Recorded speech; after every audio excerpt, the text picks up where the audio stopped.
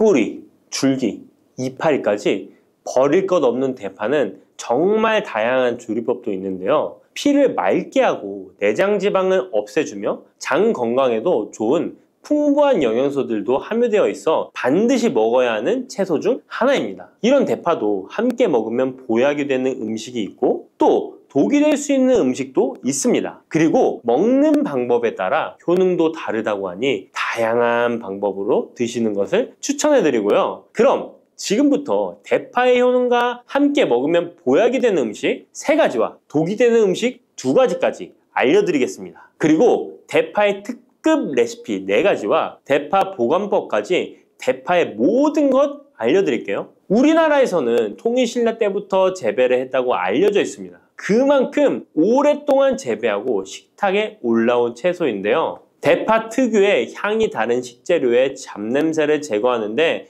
탁월한 효과가 있어서 생선이나 고기류의 냄새를 제거하는 향신료로도 많이 사용되고 있죠. 뿐만 아니라 물에 넣고 끓이게 되면 감칠맛이 좋아져서 다양한 육수와 채소를 만드는 데에도 빠지지 않고 들어가는 재료이기도 합니다. 이런 대파의 첫 번째 효능이 바로 내장 지방을 싹 빼준다는 것입니다. 대파에는 특유의 향과 알싸한 매운맛을 나게 하는 성분이 있는데요. 이 성분이 바로 황화알릴이라는 성분입니다. 이 황화알릴은 대파에 열을 가해 굽게 되면 프로필 메르캅탄이라는 성분과 아조엔이라는 성분으로 변하게 되는데요. 대파를 구울 때 매운맛을 내는 성분은 휘발이 되어 없어지고 단맛이 나는 성분이 생성되는데 그 성분이 바로 프로밀 메르캅탄입니다. 이 프로밀 메르캅탄의 단맛 강도가 설탕 단맛의 강도보다 무려 50배나 강해서 대파의 단맛이 좋아지는 건데요. 정말 놀랍지 않나요? 근데 단맛 하면 당뇨가 있는 분들은 혈당이 많이 오를까봐 걱정되시잖아요. 이 성분은 설탕과는 달리 혈당을 오르게 하지 않아서 당뇨가 있는 분들도 전혀 부담 없이 드실 수 있는 단맛입니다. 또 열을 가하면 아조엔이라는 성분이 만들어진다고 했잖아요.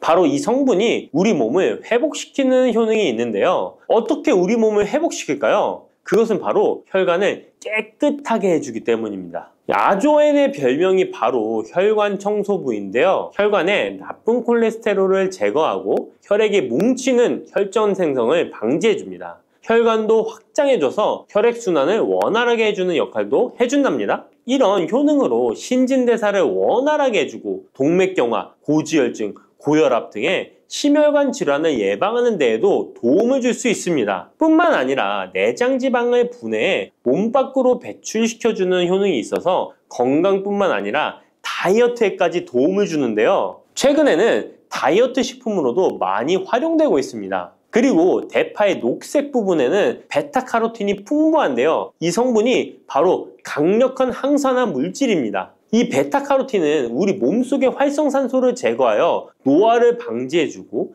피부의 탄력을 유지하여 주름을 예방하는 효과도 탁월하여 피부 미용에도 좋은 영양소입니다. 그리고 면역세포의 기능을 강화해주어 감기나 독감 등의 질병을 예방하고 알레르기 반응을 억제해주는 효과도 있습니다. 또한 베타카로틴은 눈의 피로도 해소해주는데요. 시력을 보호하고 야맹증과 안구건조증을 예방하는 데에도 도움을 줄 수 있습니다. 대파의 베타카로틴은 구울 때 2.5배나 증가한다고 하는데요. 이런 대파의 효능을 극대화해 먹을 수 있는 방법이 있습니다. 대파의 특급 레시피 소개해드리겠습니다. 우선 대파를 깨끗하게 씻어주시고요. 5cm 정도로 잘라주십니다. 대파를 반으로 갈라주셔도 되고 그냥 사용하셔도 됩니다. 기름을 두르지 않은 팬에다가 대파를 올려서 구워주시는데 앞뒤로 골고루 약간 탄 것 같이 잘 구워줍니다. 이제 장을 만들어 줄 건데요. 물을 2컵 넣어주시고요. 간장을 반컵 넣어줍니다.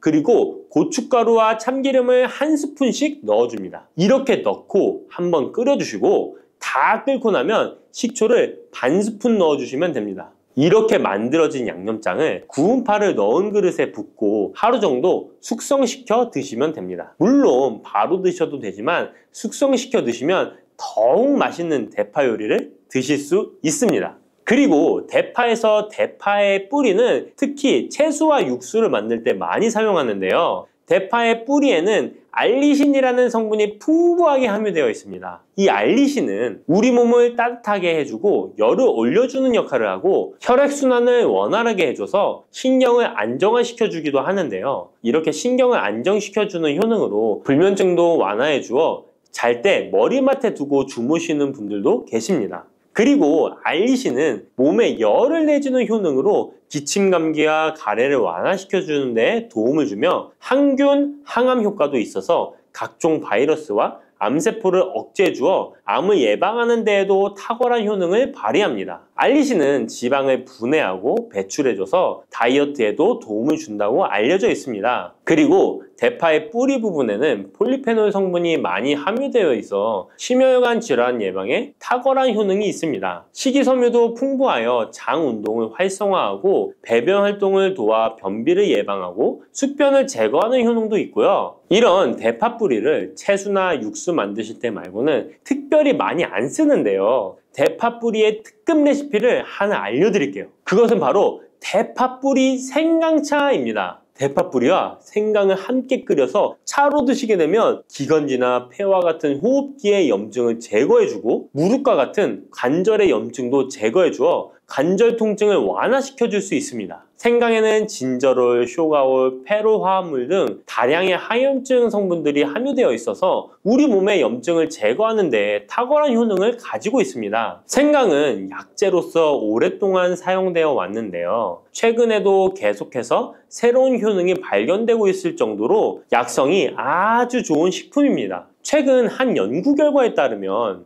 생강에는 소염 진통제로 많이 사용되는 이부프로펜과 비슷한 항염증 효과가 있고 류마티스 관절염을 완화시키는 데에도 효과가 있는 것으로 밝혀졌습니다. 그럼 지금부터 대파 뿌리 생강차 만드는 방법을 알려드리겠습니다. 먼저 생강을 물에 넣고 끓여주시고요. 처음에는 강불로 해주시고 끓기 시작하면 중불로 줄여서 20분 정도 더 끓여줍니다. 그 후에 대파 뿌리도 넣고 3분 정도 더 끓여주시면 됩니다. 이렇게 끓인 물에서 생강과 대파 뿌리는 건져주시고 따뜻할 때 드시거나 냉장고에 넣고 시원하게 드셔도 됩니다. 이렇게 대파 뿌리와 생강을 함께 끓여 차로 드시면 효과를 극대화할 수 있는데요. 다만 평소에 소화가 잘 안 되시고 위가 약하신 분들은 이렇게 끓인 대파 뿌리 생강차에 물을 섞어서 연하게 드시는 것을 추천해 드립니다. 이렇게 해서 하루에 한 번, 두 번 꾸준히 드신다면 감기 걱정도 없고 염증을 완화시켜 관절염으로 인한 통증도 줄일 수가 있을 거예요. 그리고 대파와 함께 드시면 보약이 되는 식품에는 무도 있습니다. 무를 말려서 무말랭이로 드시면 무의 좋은 성분들을 농축하여 드실 수 있다고 하는데요. 간단하게 다시 한번 알려드리자면 무를 드시면 기침과 가래를 멈추게 해주는 효능이 있고 소화를 잘 되게 해주며 혈관을 깨끗하게 해줘서 심혈관 질환에도 도움을 줄 수 있습니다. 또한 칼슘의 함량이 높아서 골다공증을 예방하고 뼈를 튼튼하게 만들어주죠. 그리고 해독작용도 뛰어나고 혈당을 조절해줘서 당뇨를 예방하는 데에도 도움을 줄 수 있습니다. 이렇게 좋은 물을 대파와 함께 드시면 그 효능이 극대화될 수 있는데요. 특히 혈액을 깨끗하게 해줘서 심혈관 질환을 예방하며 당뇨 또한 예방해 줄 수 있을 뿐만 아니라 당뇨 합병증을 완화시켜 주는 데에도 탁월한 도움을 받을 수 있습니다. 대파를 넣은 무말랭이 무침을 만들어 드시면 오독오독한 무말랭이 식감도 좋고 입맛도 돌게 하는 반찬으로도 정말 좋으니까 꼭 대파 무말랭이 무침도 만들어서 드셔보시길 바랍니다. 대파와 함께 드시면 보약이 되는 음식 세 번째는 바로 두부입니다. 이 대파와 두부가 만나면 우리 몸에 에너지를 공급하여 활력이 넘치도록 도와줍니다. 그 이유는 바로 대파의 알리신 성분과 두부의 비타민 B1이 만나면 알리티아민으로 전환이 되는데요. 이 알리티아민이 비타민의 체내 흡수율을 높여주고 신진대사를 촉진해서 우리 몸의 피로를 회복하고 에너지를 불어넣어 주기 때문입니다. 그럼 여기서 대파 두부조림 맛있게 만들어 드시는 특급 레시피 알려드릴게요. 먼저 잘 씻은 대파를 어슷썰기로 썰어 주시고요. 두부는 정사각형으로 깍둑 썰기를 해줍니다. 먼저 두부를 기름을 두른 팬에 구워주시고요. 노릇노릇해지면 썰어놓은 대파를 넣어줍니다. 간장을 2스푼 넣어주시고요. 고소한 참깨도 뿌려서 잘 익혀주시면 대파 두부조림 완성입니다. 정말 맛있겠죠? 이렇게 만든 대파 두부 조림을 드시고 활력 넘치는 하루를 보내실 수 있을 거예요. 대파와 함께 드시면 보약이 되는 음식 네 번째 알려드릴게요. 그것은 바로 대파 팽이버섯 무침입니다. 이 팽이버섯은 버섯 중에서도 버섯 키토산의 성분이 가장 많이 함유되어 있을 뿐만 아니라 식이섬유가 정말 풍부하게 함유되어 있는데요. 버섯 키토산은 혈액 속의 지방을 분해하고 콜레스테롤을 제거해 고혈압, 동맥경화, 심장병 같은 심혈관 질환을 예방할 뿐만 아니라 체내의 지방을 흡착하여 배출시켜 주어 내장 지방을 줄여주는 데에도 탁월한 효능이 있습니다. 또한 체내의 중금속의 배출을 돕고 간 건강을 돕는 효능도 있다고 알려져 있고요. 그리고 풍부한 식이섬유가 배변 활동을 도와서 숙변을 제거하는 데에도 큰 도움을 줍니다. 하지만 이 팽이버섯의 세포벽은 단단하기 때문에 그냥 드시게 되면 좋은 성분을 흡수하기가 힘든데요. 열을 가하게 되면 세포벽이 깨지면서 영양 성분의 흡수율을 높일 수 있습니다. 이런 팽이버섯과 대파를 함께 드시게 되면 내장 지방을 제거하고 혈관을 깨끗하게 하는데 탁월한 음식이 되는데요. 먼저 팽이버섯의 밑둥은 잘라버리시고요. 팽이버섯을 적당한 크기로 잘 썰어줍니다. 그리고 흐르는 물에 잘 씻어줍니다. 그리고 대파는 어슷썰기로 잘게 썰어주시고요. 적당한 용기에 계란을 풀어주세요. 팽이버섯과 대파를 넣어서 잘 섞어주고 소금 한 꼬집을 넣어 간을 해줍니다. 이제 잘 달궈진 팬에 기름을 두르고 붙여주시면 됩니다. 정말 쉽죠? 그런데 이렇게 좋은 대파도 함께 드시면 안 되는 음식이 있습니다. 대파와 함께 드시면 안 되는 음식 첫 번째는 바로 꿀입니다. 대파와 꿀은 두 가지 다 몸에 열을 올려주는 효능이 있습니다. 한의학에서는 대파와 꿀을 함께 먹으면 위장에 탈이 나고 더부룩한 현상이 나타날 수 있다고 하는데요. 대파와 꿀을 함께 먹으면 위에서 소화액 분비를 억제하여 소화불량을 유발할 수 있기 때문인데요. 또한 꿀은 알레르기 반응을 일으킬 수 있는데 대파와 함께 먹으면 알레르기 반응이 더 악화될 수 있다는 것을 알아두시면 좋고요. 꼭 기억하셔서 대파와 꿀은 함께 드시지 않기를 추천합니다. 또 대파와 함께 드시면 안 되는 음식은 미역입니다. 미역과 대파 둘 다 알긴산이라는 성분이 있는데 이 알긴산은 미끌거리는 식감이 있습니다. 함께 드시게 되면 식감이 안 좋은 이유도 있지만 식감보다도 더 중요한 이유가 있습니다. 왜냐하면 파에는 인과 유황 성분이 있기 때문인데요. 미역과 파를 함께 드시게 되면 파의 인과 유황 성분이 미역에 함유된 칼슘의 흡수를 방해하게 됩니다. 미역에는 칼슘 함량이 높아서 골다공증 예방에 좋은 효능이 있는데 이 효과를 떨어뜨리게 되는 것이고요. 미역국을 끓일 때 대파로 채수를 내어 시원한 미역국을 끓여 드시는 분들이 계신데 절대 미역국을 끓일 때 대파는 사용하지 않으셔야 합니다. 자, 다음으로는 대파 보관하는 법을 알려드릴게요. 대파를 한 단 사면 양이 많아 한 번에 드시지 못하는 경우가 많은데요. 대파를 보관하실 때는 씻지 않고 흙이 묻은 채 보관하는 것이 좋지만 사용하기 불편하기 때문에 씻어서 보관하는 방법 알려드릴게요. 우선 잘 씻은 대파를 줄기와 잎부분으로 나눠 잘라주시고요. 물기를 제거하고 키친타올을 넣은 지퍼백에 줄기와 잎부분을 나눠 담아 냉장고에 보관해 주시면 됩니다. 이렇게 하시면 2주에서 3주 정도는 보관 가능하시고요. 더 장기간 보관하시려면 냉동을 하시면 되는데 냉동 보관하시려면 대파를 사용하기 원하는 크기대로 잘라서 지퍼백에 넣어 냉동하시면 됩니다. 이렇게 하시면 냉동된 대파를 꺼내서 요리하실 때 바로 사용하실 수 있을 겁니다.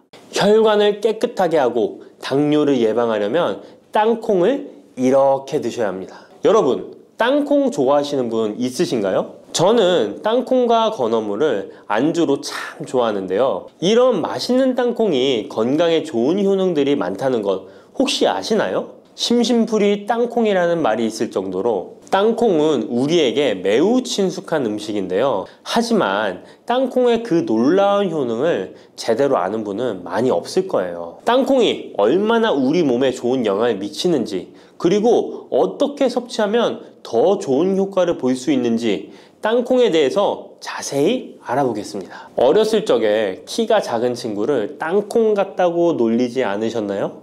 작은 땅콩 한 알에는 단백질, 지방, 탄수화물, 식이섬유는 물론 비타민 E, B군, 칼륨, 마그네슘, 철분, 폴리페놀, 폴라보노이드, 레스베라트롤 등 여러 가지 몸에 좋은 영양소가 매우 풍부하게 들어있는데요. 이렇게 영양이 풍부하고 맛도 고소한 땅콩의 놀라운 효능 7가지 바로 소개해 드릴게요. 땅콩의 놀라운 효능 첫 번째는 심혈관 질환 개선입니다. 미국 심장학회에서 땅콩을 추천 음식으로 소개한 것 알고 계신가요? 땅콩의 크기는 작지만 땅콩 안에 들어있는 영양소는 결코 작지 않습니다. 땅콩은 불포화 지방산을 많이 함유하고 있고 특히 땅콩에 함유된 모노불포화 지방산과 다불포화 지방산은 나쁜 콜레스테롤인 LDL 수치를 낮추고 좋은 콜레스테롤인 HDL을 높이는 데 도움이 됩니다. 또한 땅콩에 함유된 단일 불포화 지방산은 혈중 콜레스테롤 수치를 낮추는 데 도움을 주는데요. 혈중 콜레스테롤이 낮아져 심장 건강을 지키는 데 매우 좋은 작용을 하는 것이죠. 또한 땅콩은 불포화 지방산이 풍부하고 비타민 E가 풍부하게 들어있어 심혈관 건강에 도움을 주고 혈관을 보호하며 혈액순환과 동맥경화증을 예방하고 심장 질환의 위험을 줄여줍니다. 또한 땅콩은 마그네슘, 칼륨, 식이섬유와 같은 심혈관 건강에 중요한 영양소를 함유하고 있어 혈압을 조절하고 혈관을 건강하게 유지하는 데 도움을 준다는 것 꼭 기억해 주세요. 땅콩의 놀라운 효능 두 번째는 뇌 건강에 도움을 주는 것입니다. 땅콩에는 레시틴과 비타민 E가 들어있는데요. 이 성분들은 뇌세포를 보호하고 뇌 건강을 유지하는 데 중요한 역할을 합니다. 특히 땅콩은 기억력과 집중력 향상에 도움이 될 수 있어 중년과 노년층에게 매우 유익한 음식이라는 것 아시나요? 땅콩이 함유된 비타민 E, 폴리페놀, 특히 레스베라트롤 등 강력한 항산화 성분은 뇌 건강에 도움을 줍니다. 이러한 항산화 성분은 뇌에서 발생할 수 있는 산화 스트레스를 줄여주며 이는 신경세포를 보호하고 뇌 기능을 향상시키는 기능도 해준답니다. 또한 땅콩은 불포화 지방산, 특히 오메가3 지방산을 포함하고 있어 뇌 기능을 개선하고 치매와 같은 뇌 질환을 예방할 수도 있는데요. 특히 불포화 지방산은 뇌세포의 구성 성분으로 중요한 역할을 하며 뇌신경 전도 속도를 높여 기억력과 합승 능력을 향상시킬 수 있습니다. 땅콩의 효능 정말 놀랍지 않나요? 아직 놀라기는 이른데요. 땅콩의 효능 세 번째는 체중 관리에 도움을 주는 것입니다. 땅콩은 단백질과 섬유질이 풍부해서 조금만 먹어도 포만감을 오래 유지시켜주는데요. 그래서 과식을 예방하고 체중을 관리하는 데 도움을 줄 수 있죠. 그냥 땅콩도 좋지만 땅콩을 갈아 만든 땅콩 버터도 포만감을 오래 유지시켜줘서 과식을 방지하는 데 효과적입니다. 또한 단백질과 지방산이 풍부해서 에너지를 공급하고 건강한 체중 관리를 돕습니다. 하지만 모든 음식은 과유불급 작지만 영양이 풍부한 땅콩은 고칼로리 식품이기 때문에 하루에 10알에서 20알 정도 적당량을 섭취하는 것이 중요하다는 것 꼭 기억해 주세요. 땅콩의 놀라운 효능 네 번째는 바로 당뇨 관리 효능입니다. 땅콩이 당뇨에 효능이 있다니 신기하죠? 땅콩에는 불포화 지방산이 많이 함유되어 있고 혈당 수치가 낮아서 혈당을 천천히 올리는 효과가 있는데요. 그래서 당뇨병 환자들에게도 좋은 간식으로 평가되고 있습니다. 또한 땅콩에 포함된 섬유질과 단백질이 혈당을 안정적으로 유지하는 데 도움을 주는데요. 땅콩에 포함된 식이섬유 또한 혈당의 흡수를 늦추고 혈당 수치를 안정적으로 유지하는 데 도움을 준다는 것입니다. 뿐만 아니라 땅콩의 마그네슘과 비타민 B군은 인슐린 감수성을 향상시키는 데 도움을 주고 이로 인해 땅콩은 당뇨병 예방 및 혈당 관리에 탁월한 식품으로 평가되고 있죠. 땅콩의 효능 정말 놀랍지 않나요? 아직 안 끝났습니다. 땅콩의 효능 다섯 번째는 피부 건강에 도움을 주는 것입니다. 땅콩에 들어있는 비타민 E와 항산화 물질이 피부를 건강하게 유지하는 데 좋은 영향을 주는데요. 땅콩에 들어있는 비타민 E는 강력한 항산화제로 피부 세포를 자유 라디칼로부터 보호하고 피부 노화를 지연시키는 데 좋은 영향을 줍니다.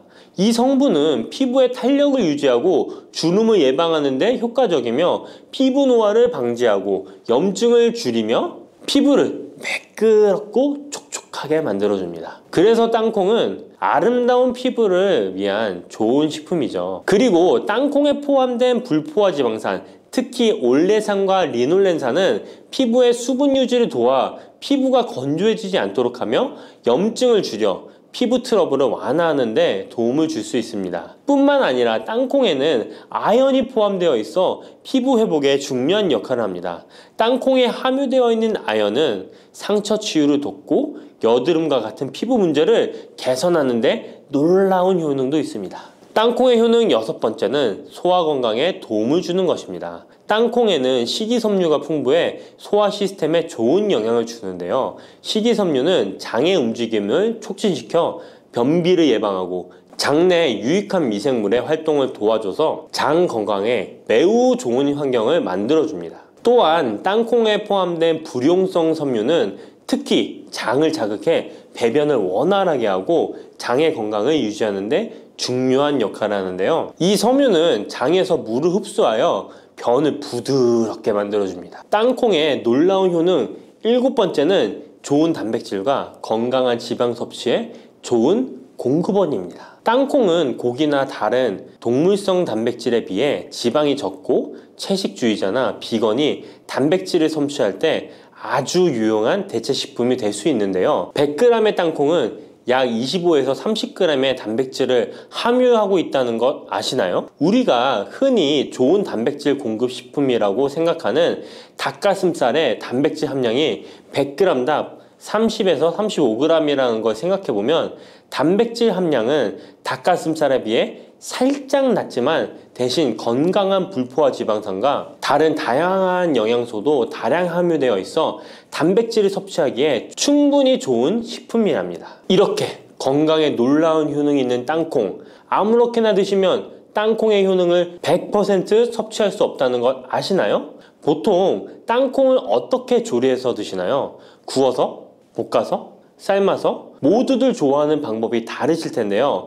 생땅콩을 먹는 것이 가장 좋다라고 들으신 분들도 있으실 거예요. 과연 땅콩을 가공하지 않고 생으로 먹는 것이 가장 좋은 방법일까요? 정답은 아니오입니다. 생땅콩에는 독성이 있을 수 있는 물질인 아플라톡신이 포함되어 있을 수 있기 때문에 이를 피하기 위해서는 반드시 충분히 익혀 먹어야 하는데요. 볶거나 구운 땅콩은 아플라톡신을 제거할 수 있어 안전하게 섭취할 수 있지만 그보다는 땅콩을 삶아서 먹는 것이 더 건강에 좋다는 것 알려드릴게요. 땅콩을 삶았을 때 더욱 건강에 좋은 이유 몇 가지가 있는데요. 바로 알려드릴게요. 첫 번째, 삶은 땅콩은 볶은 땅콩에 비해 항산화 성분이 더 많습니다. 볶을 때 일부 항산화 성분이 파괴될 수 있고 또한 땅콩의 껍질에는 폴리페놀과 레스베라트롤이 풍부하게 함유되어 있기 때문에 땅콩을 볶은 뒤 버리는 껍질은 이런 몸에 유익한 성분들을 섭취할 수 없기 때문입니다. 두 번째, 삶은 땅콩은 과일산이 더 적고 식이섬유도 풍부한데 이로 인해 소화가 더 용이합니다. 세 번째,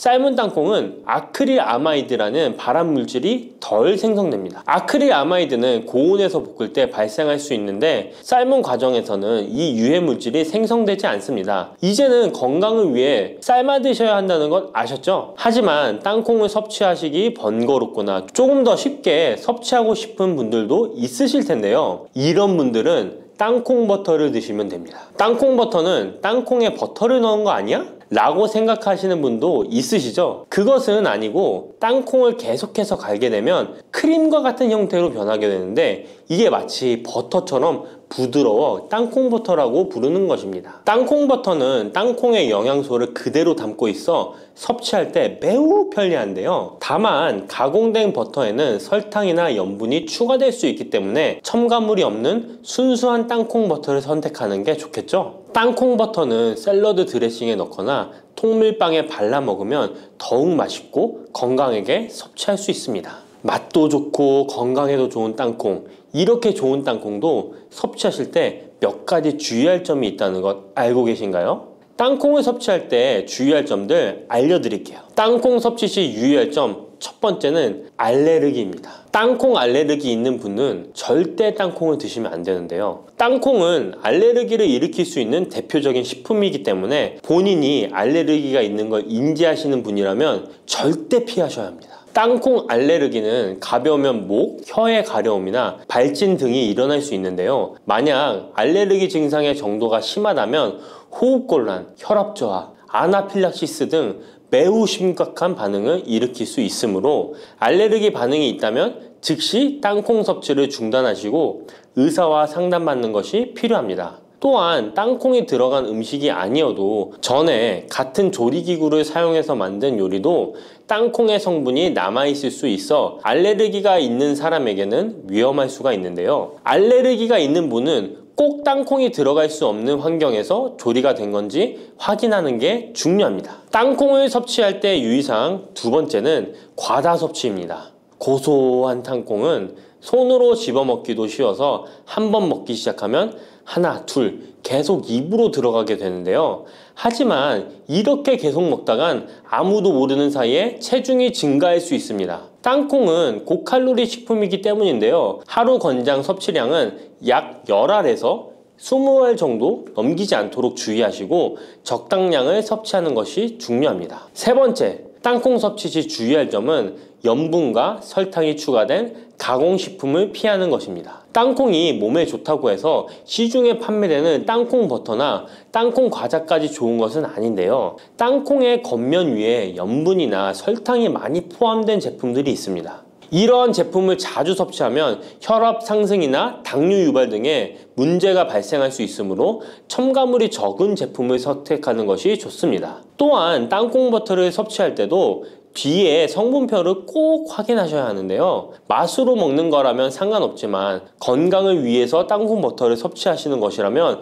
100% 땅콩으로만 만들어진 제품인지 살펴보시고 구매해야 합니다. 땅콩 섭취 시 유의할 점 네 번째는 보관이 잘 된 땅콩을 섭취해야 하는 것입니다. 땅콩이 건조된 식품이라고 생각해서 실온에 대충 보관해 놓진 않으셨나요? 땅콩은 고지방 식품으로 지방산이 많이 포함되어 있기 때문에 산패가 될 수 있는데요. 산패된 지방산은 인체에 유해한 물질인 과산화지질을 생성할 수 있으며 이는 세포와 조직에 손상을 일으킬 수 있습니다. 땅콩이 보관 상태가 부적절해지면 곰팡이가 자주 발생하는데 이 곰팡이는 아플라톡신이라는 독소를 생성할 수 있습니다. 아플라톡신은 강력한 발암 물질로 알려져 있으며 장기적으로 섭취할 경우 간에 손상을 주거나 간암을 일으킬 수 있는 위험한 물질이죠. 따라서 땅콩을 보관할 때는 통풍이 잘 되고 건조한 장소에 보관해야 하며 곰팡이가 발생한 땅콩은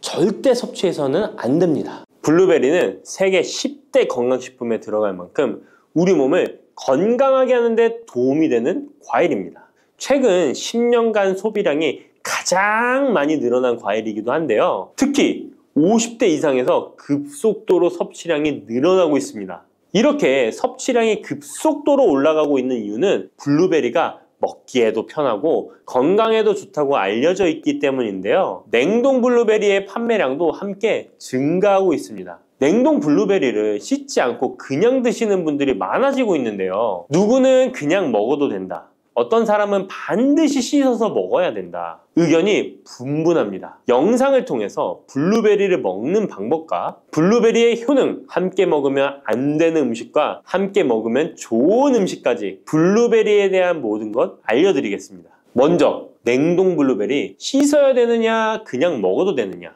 완벽하게 정리해드리겠습니다. 결론부터 말하자면 씻어서 드시는 것이 안전하다입니다. 먼저 냉동 블루베리를 구입하셨다면 식품의 유형을 확인하시기 바랍니다. 식품의 유형에 과체 가공품이라고 적혀 있다면 씻어서 냉동한 블루베리이기 때문에 그냥 드셔도 되긴 합니다. 그런데 식품 유형에 농산물이라고 표기되어 있다면 이것은 씻지 않고 냉동되어 유통된 블루베리이기 때문에 반드시 씻어서 드시는 것이 좋습니다. 그런데 간혹 식품에 유형이 표기되어 있지 않은 제품들도 있는데요. 이런 제품도 씻어서 드시는 게 좋겠죠? 2022년 한국소비자연맹에서 현재 시중에서 판매되고 있는 냉동과일, 블루베리, 망고, 딸기 등의 제품을 선정하여 안정성 평가를 했는데요. 과체 가공품 같은 세척과일 제품에서 미생물, 잔류농약, 곰팡이, 독소 등의 검사에서 규격 기준에는 적합하긴 했지만 미생물과 잔류농약이 검출된 제품들도 있었습니다. 이 자료를 바탕으로 한다면 냉동 블루베리 제품도 이미 씻어서 유통이 되고 있다고 할지라도 한번 씻어서 드시는 것이 좋겠습니다. 블루베리를 씻는 방법은 흐르는 물에 30초 정도만 씻어주면 되는데요. 깨끗이 씻는다고 블루베리를 물에 오래 담가두거나 흐르는 물에서도 오래 씻으면 안 됩니다. 블루베리에 함유된 안토시아닌 성분은 수용성이기 때문에 영양소가 다 빠져나가 버릴 수 있습니다. 잔류농약 또한 수용성이기 때문에 흐르는 물에 30초 정도만 씻어도 충분하니까 걱정하지 말고 드셔도 됩니다. 블루베리는 특별히 생과일보다 냉동 블루베리가 안토시아닌의 함량이 높아집니다. 시드니의 뉴사우스 웨일즈 대학의 연구진이 블루베리를 건조, 냉장, 냉동했을 때 핵심 영양소가 어떻게 변화되는지 실험을 했는데요. 안토시아닌의 함량이 블루베리 1g당 생과일일 때 7.2g이었는데 냉장 보관하여 2주가 지났을 때 5.7mg으로 줄었고 건조했을 때는 4.3mg으로 더욱 줄었습니다. 그런데 냉동 한 달 후에는 8.1mg으로 생과일 때보다 늘어났고 냉동 3달이 지나자 7.9mg으로 소폭 줄었지만 역시 생과일 때보다는 많은 함량이 확인되었습니다. 실험 결과만으로만 보면 블루베리는 냉동으로 드시는 것이 가장 많은 영양 성분을 섭취할 수 있다는 말이 되겠네요. 추가로 눈 건강이나 심혈관 질환, 당뇨 등에 도움이 많이 되는 이 안토시아닌 함량이 개런티된 영양제도 많이 나와 있으니 꼭 블루베리, 빌베리와 같은 영양제를 드시려면 건강기능식품으로 제조된 안토시아닌 함량이 최소 50mg 들어있는 제품을 드시면 좋겠죠? 그렇다면 다른 채소나 과일은 냉동했을 때 핵심 영양소의 함량이 어떻게 될까요? 영양소에 따라 보존력이 강한 것도 있고 약한 것도 있는데요. 딸기의 한 종류인 라즈베리는 폴리페놀이 핵심 영양소인데요. 생과일 때보다 냉동일 때 킬로그램당 폴리페놀의 함량이 100mg 정도 상승하는 것으로 나타났습니다. 당근의 경우에는 핵심 영양소가 베타카로틴인데요. 냉동 보관했을 때 3개월이 지나면 베타카로틴의 함량이 현저히 감소하는 것으로 확인되었습니다. 이렇듯 냉동 채소, 냉동 과일은 핵심 영양 성분에 따라 함량이 높아질 수도 있고 낮아질 수도 있습니다. 냉동 블루베리를 구입하셔서 보관할 때는 주의할 사항이 있습니다. 판매되는 냉동 블루베리는 대량으로 포장되어 있는데요. 한 번에 드실 수 없는 양이죠. 냉동 블루베리는 해동해서 드시게 되면 녹으면서 안토시아닌까지 함께 녹아 나오기 때문에 냉동실에서 꺼내 바로 드시는 것이 좋습니다. 혹시나 해동이 되었다면 다시 냉동하시면 안 됩니다. 해동이 되면서 미생물이 증식을 하게 되며 그 상태로 냉동을 하면 미생물까지 함께 냉동이 되고 그것을 드시게 되면 복통, 설사를 유발할 수 있습니다. 자, 이제 블루베리의 효능에 대해 알아보겠습니다. 블루베리의 핵심 영양소인 안토시아닌은 폴리페놀의 일종으로 식물에 많이 함유된 청자색을 띠는 성분인데요. 블루베리의 색깔이 짙은 보라색을 띠는 것이 바로 안토시아닌 때문입니다. 안토시아닌의 과일별 함량에서는 빌베리, 블루베리가 가장 높은 함량을 가지고 있는 것으로 알려져 있는데요. 안토시아닌 함량이 높고 좋은 빌베리, 블루베리일수록 드셨을 때 입안에 보랏빛으로 착색이 심하게 되는 경우가 많아요. 인공색소가 아니기 때문에 전혀 걱정 안 하셔도 되고 10분 정도 지나면 자연히 없어지니 시중 빌베리, 블루베리가 포함된 건강기능식품을 드셨을 때 착색이 되더라도 전혀 걱정 안 하셔도 됩니다. 안토시아닌의 가장 큰 효능은 눈을 건강하게 한다는 것입니다. 안토시아닌은 로놉신의 제합성을 촉진하여 시력을 보호하고 백내장, 안구 건조증, 망막염 등의 눈 질환을 예방합니다. 눈의 피로와 노화를 방지하며 초기 근시도 예방하는 것으로 알려져 있습니다. 또한 강력한 항산화 물질인 안토시아닌은 체내 활성산소를 제거하여 세포의 노화를 방지해 주는데 뇌세포의 노화까지 예방을 합니다. 폴리페놀 성분인 안토시아닌은 뇌의 신경세포를 보호하고 신경 전달 물질의 분비를 촉진하여 뇌의 기능도 향상시키며 뇌의 해마를 자극하여 기억력을 향상시키고 치매를 예방하는 데에도 효과적입니다.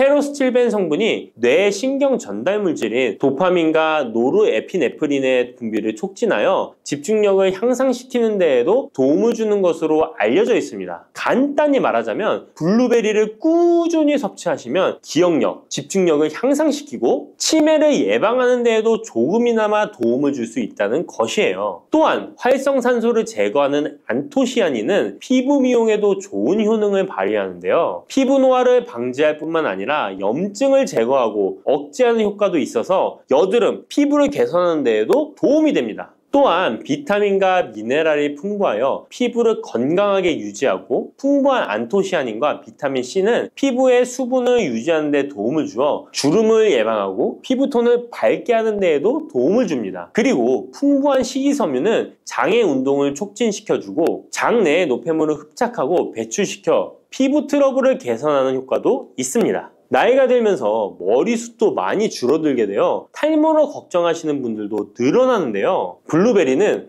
탈모 예방에도 효과적이에요. 블루베리의 안토시아닌은 튼튼한 모발이 자라날 수 있도록 모낭세포를 자극해주고 두피세포의 노화를 예방하여 탈모를 예방하게 되는 것입니다. 또한 블루베리에 함유된 비타민C는 머리카락 조직 형성에 필수적인 성분이고 콜라겐 생성을 촉진하여 모발을 강화하고 두피 건강을 증진하는 데에도 도움이 됩니다. 항산화 성분인 안토시아닌은 머리카락 세포를 손상시키는 자유라디칼을 제거하고 머리카락 손상을 예방하는 데 도움이 되어 탈모를 예방하는 것입니다. 블루베리는 당뇨의 위험이 있는 분들에게 특히 도움이 되는데요. 블루베리는 혈당 수치를 낮추어주고 당분을 에너지원으로 사용하는 신진대사의 과정을 촉진해주는 효능이 있습니다. 미국의 당뇨병 협회는 블루베리를 당뇨병 슈퍼푸드라고 부르며 블루베리를 꾸준히 섭취하면 인슐린 감수성을 향상시키고 혈당을 낮추는 데 도움이 된다고 발표했습니다. 블루베리에 대한 연구를 진행했는데요. 하루에 150g의 블루베리를 섭취한 실험군은 혈당 스파이크의 발생이 낮아졌고 인슐린 수치 또한 낮아진 것으로 확인되었다고 발표했습니다. 블루베리에 함유된 안토시아닌 뿐만 아니라 칼륨, 비타민 B6는 심장 건강을 지키는 데 도움을 주는데요. 이 성분들은 체내 콜레스테롤과 혈액의 지방을 감소시켜 혈액순환을 원활하게 해줍니다. 이런 효능으로 심장마비나 협심증을 일으키는 죽상동맥경화증을 예방하는 데 도움을 주게 됩니다. 또한 호모시스테인이 체내에 과하게 축적되면 혈관을 손상시키고 혈전을 생성하여 심장마비, 뇌졸중 등의 심혈관 질환을 유발할 수 있는데요. 블루베리의 풍부한 엽산과 비타민 B6는 호모시스테인의 축적을 방지하여 심혈관 질환을 예방할 수 있습니다. 블루베리는 많이 드시는데 블루베리 잎에는 관심이 별로 없는 것이 사실인데요. 블루베리 잎이 열매의 항산화 효능보다 뛰어나다는 사실 알고 계신가요? 블루베리 잎은 열매보다 안토시아닌 함량이 높고 또한 폴리페놀의 일종인 클로로겐산의 함량도 높아 열매보다 항산화 효과가 20에서 30배 높은 것으로 알려져 있습니다. 놀랍지 않나요? 이러한 블루베리 잎은 차로 우려서 드시면 되는데요. 물 1리터에 잎 4g을 넣고 10분 정도 끓인 후에 식혀서 드시면 됩니다.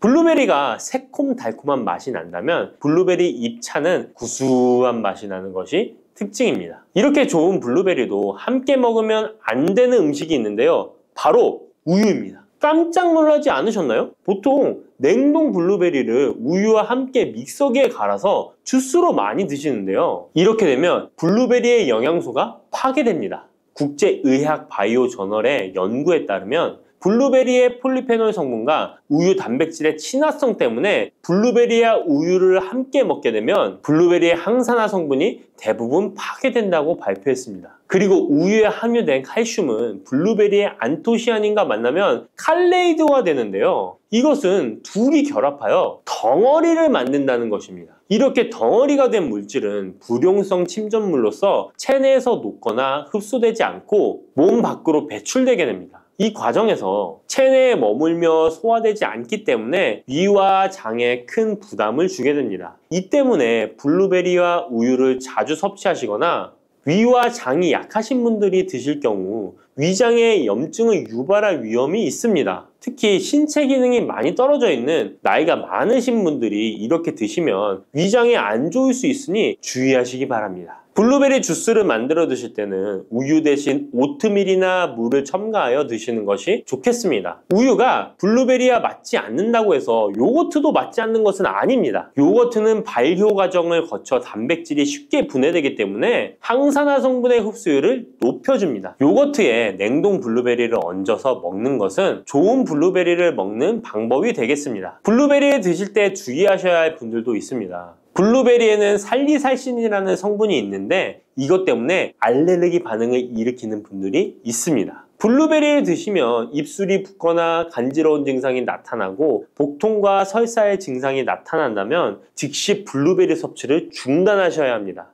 그리고 블루베리에는 혈액을 묽게 만드는 비타민 K가 풍부하게 함유되어 있는데요. 심장질환이나 뇌혈관 질환 등으로 이미 아스피린과 같은 혈전 용해제를 복용하고 계신 분들이 블루베리를 과잉 섭취하게 되면 문제가 발생할 수 있으니 섭취를 주의하셔야 합니다. 또한 사람에 따라서 블루베리가 일시적으로 혈당을 낮추는 효과가 있기 때문에 당뇨가 있는 분들이 블루베리를 과잉 섭취할 경우에 저혈당 증세도 나타날 수 있습니다. 어떤 음식이든 각자 자신의 체질에 맞게 드시는 게 가장 좋겠습니다. 당근이 몸에 좋다는 사실은 이미 알고 계시죠? 몸에 좋다는 당근도 먹는 방법과 함께 먹는 음식에 따라 몸에 독이 될 수도 있고 보약이 될 수도 있다는 사실 알고 계신가요? 당근과 함께 먹으면 보약이 되는 음식, 당근을 먹는 방법, 그리고 당근을 제대로 먹을 때 나타나는 놀라운 효능까지 당근에 대한 모든 것을 알려드릴게요. 그리고 연예인이 3주 동안 11kg나 감량했다고 하는 당근 다이어트 방법도 영상 뒷부분에 있으니까 끝까지 시청해주세요. 그럼 당근에 대한 모든 것 바로 시작합니다. 당근의 대표적인 효능은 베타카로틴에서 나옵니다. 베타카로틴은 채소를 노란색, 주황색, 빨간색이 되도록 하는 성분이며 대표적인 항산화 물질입니다. 항산화 작용을 한다는 것은 항염증 작용을 한다는 것이고 항염증 작용을 한다는 것은 바로 항암 작용을 할 수 있다는 것인데요. 당근의 첫 번째 효능은 눈 건강을 좋게 한다는 것입니다. 당근의 베타카로틴이 우리 몸속에 들어오게 되면 비타민 A가 되는데요. 비타민 A는 눈 건강을 좋게 하는 성분이죠. 당근을 먹으면 눈이 좋아진다는 말을 많이 들어보셨나요? 눈 건강을 위해 루테인을 드시는 분들이 점점 많아지고 있습니다. 그렇다면 눈에 좋다는 루테인, 영양제를 먹는 것과 당근을 먹는 것은 어떤 차이가 있을까요? 영양제와 당근에는 모두 비타민 A, 루테인, 지아잔틴 등이 들어있어서 시력을 유지하고 눈의 노화를 방지해주며 황반 변성 등의 질환도 예방해줍니다. 당근에는 여기에 비타민 C, 비타민 K, 그리고 필수 미네랄이 더 있어서 항산화 효과 및 뼈 건강에도 도움을 받을 수가 있게 되고요. 우리가 혈액순환이 잘 안 될 때는 루테인 영양제를 드신다고 해도 효과에 한계가 있을 수 있어서 평소에 당근을 좀 더 드셔보시는 걸 추천해 드립니다. 두 번째 당근의 효능은 노화 방지입니다. 이것도 베타카로틴의 효능과 관련이 있습니다. 노화가 된다는 것은 몸이 산화가 되고 염증이 많아진다는 것인데요. 염증이 몸 안에 곳곳에서 문제를 일으키게 되는 것이죠. 이런 염증을 없애주는 것이 바로 노화를 방지하는 건데요. 바로 당근의 베타카로틴과 비타민 C에는 강력한 항산화 작용으로 염증을 없애주고 노화를 방지해주는 것입니다. 세 번째 당근의 효능은 장을 건강하게 하고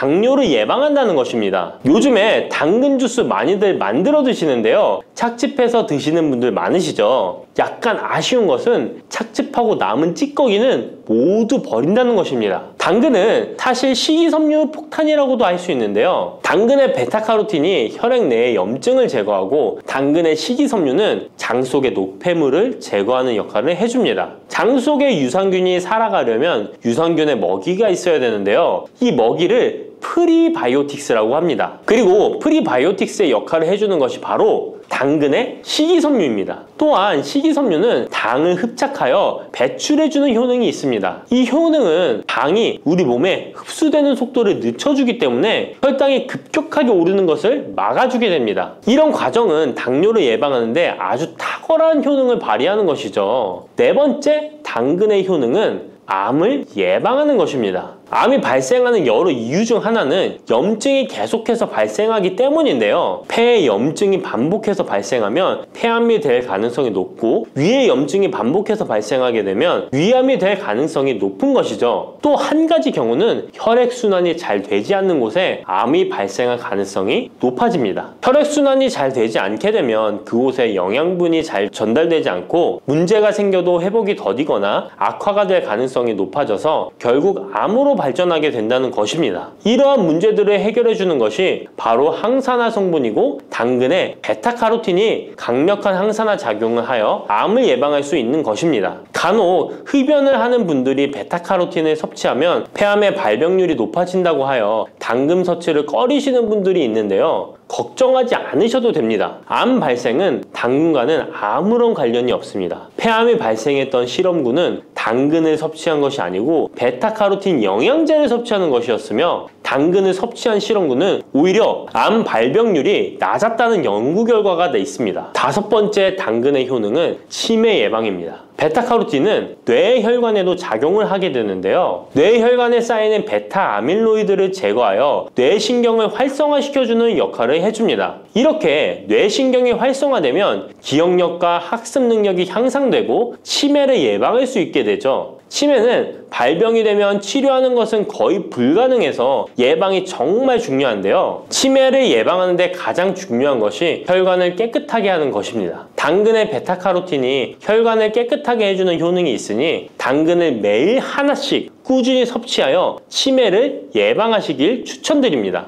여섯 번째, 당근의 효능은 바로 다이어트에 효과적이라는 것입니다. 여성 연예인이 당근 다이어트로 3주 동안 11kg을 감량한 사실도 있는데요. 이런 효과를 누릴 수 있는 이유가 당근에 함유된 식이섬유 때문입니다. 풍부한 식이섬유는 포만감을 주고 섭취한 당 성분과 지방 성분을 배출시켜주는 역할을 하기 때문에 다이어트에 탁월한 효능이 있는 것이죠. 그렇다면 연예인이 활용했던 당근 다이어트 레시피 지금부터 알려드릴게요. 먼저 당근을 잘 씻어서 잘게 채를 썰어줍니다. 당근 1개에 소금 1스푼을 넣어서 10분 정도 저어주시고 절인 물은 꼭 짜서 버려줍니다. 그리고 올리브오일과 식초에 버무려 밀폐용기에 담아 냉장고에서 2~3시간 숙성하신 후에 드시면 됩니다. 먹을 때는 사과를 채 썰어서 함께 드시면 더욱 맛있게 드실 수 있습니다. 이렇게 좋은 당근도 먹는 방법에 따라 효과를 10배 이상 늘릴 수도 있고 함께 먹으면 더욱 좋은 음식들이 있는데요. 우선 당근을 드실 때 다이어트가 목적이라면 생으로 드시는 것이 가장 효과가 좋습니다. 다만 식이섬유는 소화가 잘 되지 않기 때문에 장이 안 좋은 분들은 익혀서 드시는 것이 좋습니다. 그리고 당근을 드실 때는 껍질까지 함께 드시는 것을 추천드리는데요. 당근의 영양 성분은 껍질에 가장 많이 함유되어 있기 때문입니다. 그리고 당근의 베타카로틴은 지용성 성분입니다. 지용성이라는 것은 기름에 잘 녹는다는 것인데요. 따라서 베타카로틴을 잘 흡수하기 위해서는 기름과 함께 섭취하는 것이 좋습니다. 오메가3가 풍부한 올리브유나 들기름, 아마씨유 같은 기름을 사용하면 좋고요. 이렇게 기름을 사용해서 살짝 익혀 드시게 되면 생으로 드셨을 때 10% 정도 흡수되는 베타카로틴을 70% 정도 흡수할 수 있게 됩니다. 엄청난 차이죠? 기름에 볶을 때 주의사항은 너무 오래 익히지 말고 살짝만 익혀서 드시는 것이 좋습니다. 너무 오래 볶으면 오메가3를 함유한 기름도 산패되어서 문제가 될 수 있기 때문입니다. 다음으로 함께 먹으면 좋은 음식들을 알려드릴게요. 몇 년 전부터 유행하고 있는 주스 있잖아요. ABC 주스라고 하는데요. 들어가는 재료는 사과, 비트, 그리고 당근이죠. 이 세 가지를 함께 갈아서 주스로 마시면 항산화 폭탄 주스를 마시게 되는 것인데요. 이 세 가지 중에서 비트의 효능이 혈관을 확장시켜주는 역할을 합니다. 풍부한 항산화 성분들이 확장된 혈관을 따라 온몸 구석구석에 공급되어 혈관을 깨끗하게 하고 염증을 제거하여 각종 질병을 예방할 수 있게 되는 것이죠. 다만 비트에는 옥살산이 함유되어 있어서 신장의 결석을 유발할 수 있기 때문에 신장이 약하신 분들은 약간의 주의가 필요하고요. 그래서 요즘엔 이 비트를 빼고 사과, 양배추, 당근 이렇게 세 가지를 넣은 ACC 주스를 많이 드시는데요. 양배추는 우리 몸의 진액을 보충해줘서 점막을 촉촉하게 해주는 효능이 있어서 외부로부터 들어오는 바이러스와 이물질을 배출시켜주는 탁월한 효능이 있습니다. 그리고 항암 효과를 극대화시켜줄 수 있는 음식도 알려드릴게요. 바로 브로콜리와 단호박을 당근과 함께 드시면 됩니다. 세 가지를 생으로 드시는 것보다 찜기에 쪄서 드시면 흡수율을 훨씬 높일 수 있고요. 올리브 오일과 약간의 소금을 넣고 물과 함께 섞어서 드시면 맛도 좋고 건강에도 좋은 강력한 항암 주스로 드실 수 있습니다.